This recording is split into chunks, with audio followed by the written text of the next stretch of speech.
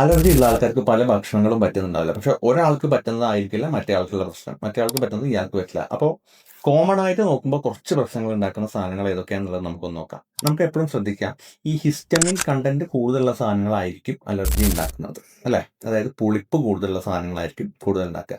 അതുപോലെ preservatives use ചെയ്തിട്ടുള്ളത്. അപ്പോൾ ആദ്യത്തെ കാര്യം അവോയ്ഡ് ചെയ്യേണ്ടത് ആൽക്കഹോൾ. ആൽക്കഹോൾ അലർജി ഉള്ള ഒരുവിധം എല്ലാവർക്കും അതിൻ്റെ സിംറ്റംസ് കൂട്ടും, ചിലപ്പോൾ പുതിയതായിട്ടുള്ള സിംറ്റംസ് വരെ ഉണ്ടാവും. അതായത് അലർജി ഉള്ള ആൾക്ക് ഇത് എടുത്തു കഴിഞ്ഞാൽ ചിലപ്പോൾ അർട്ടിക്കേരിയ പോലത്തെ സിംറ്റംസ്, വയറിൻ്റെ ഇഷ്യൂസും ഒക്കെ ഉണ്ടാക്കാൻ സാധ്യതയുണ്ട്. പിന്നെ ഈ പിക്കിൾസ് നമ്മൾ ഉപ്പിലിട്ട് വെക്കുന്ന സാധനം ഉണ്ടല്ലോ, അപ്പോൾ ആ വിനാഗിരിയൊക്കെ യൂസ് ചെയ്യുന്ന സമയത്ത് നിങ്ങൾക്ക് ഇറിറ്റേഷൻ ഉണ്ടാവാൻ സാധ്യതയുണ്ട്.